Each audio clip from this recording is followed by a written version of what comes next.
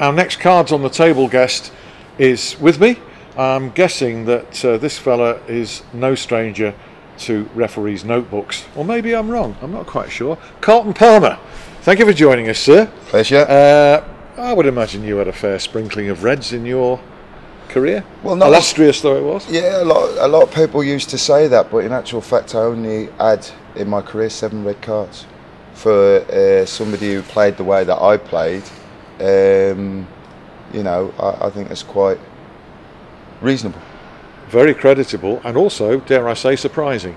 Yeah, I know a lot of people are surprised by that. I picked up a lot of yellow cards, but very, very few red cards. What were they mostly for? I think most of them were for 2 bookable offences. You hear what's happening? There's an ambulance on its way already. Yeah. Two bookable offences, and had a couple for violent conduct when the red mist comes up. But this happens in football.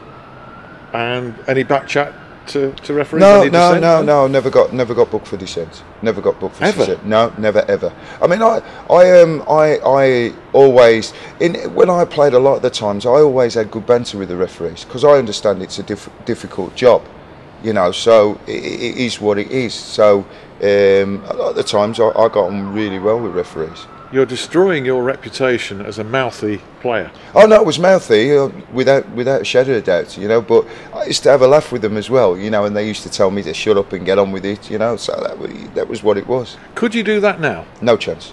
But I think it's because the directives have changed for referees in terms of that. They're not allowed to show common sense. You know, if a player's been showing dissent, surely there should be room for, hey son, cut it out. Do you know what I mean? But they don't, and so, you know, and to be honest with you, you'd think players will learn, because especially if you're a central defender or holding midfield player, which tackling's part of your game, you cannot afford to get booked early doors in the game. There is another school of thought from those who can lip read players quite clearly, and close-up TV shots now are such that you can clearly lip read that referees are taking too much, borders on abuse. And that they should be stricter with players to set a better example for kids. No, they shouldn't. Well, I don't agree with all this microphones on the pitch and whatever. You've got to remember, this is a contact, physical game of football of which teams want to win. So there are going to be instances where, you know, it's part and parcel of the game. There are going to be instances where things are set. But I don't believe players should give referees abuse, and if they do, then the referee should, in all right, send the player off and he should get banned. Because they're swearing. And exactly. If it boils down to abuse, then it should get sent off and banned. And judging from the stats that you reeled off, you never actually abused a referee in that way. No, not at all. Not at all. You'd F a bit about that decision and this decision. Yeah, but I think a lot of it is to do with your bringing up as well. You know, I wasn't allowed to backchat my dad. You wouldn't get away with that. You know what I mean? The managers I worked for, Howard Wilkinson, he'd take you off if you swore at him or backchatted him. He'd pull you off even if you were down to 10 men. Ron Atkinson.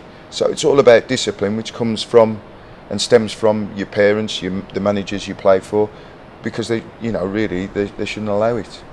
Did you also respect the referees for the job that they were doing, or did you feel during your career that they were inefficient, maybe incompetent at times? What was your view of the standard? No. I mean, I always thought, you know, because of the nature of the game, there are going to be mistakes, but you know, and there are mistakes that might cost you a game, but I believe in the course of the season, you're going to have things go for you and things not go for you.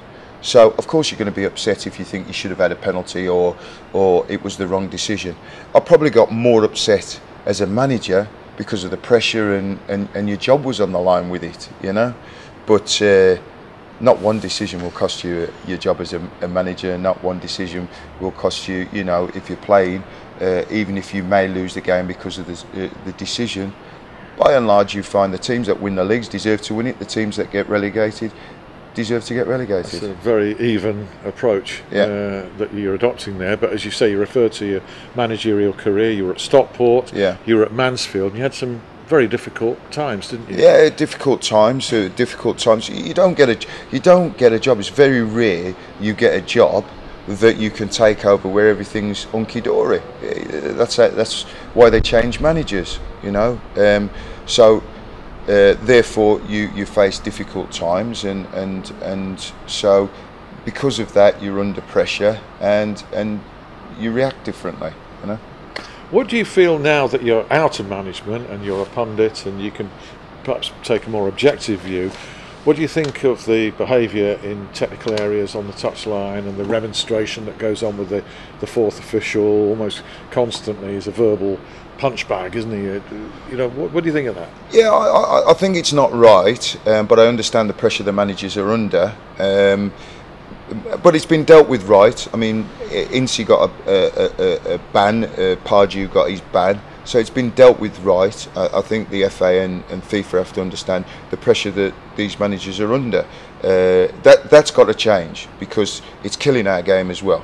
You've got to relieve the pressure on managers, because I mean, I go back to the year we went to the 2 cup finals.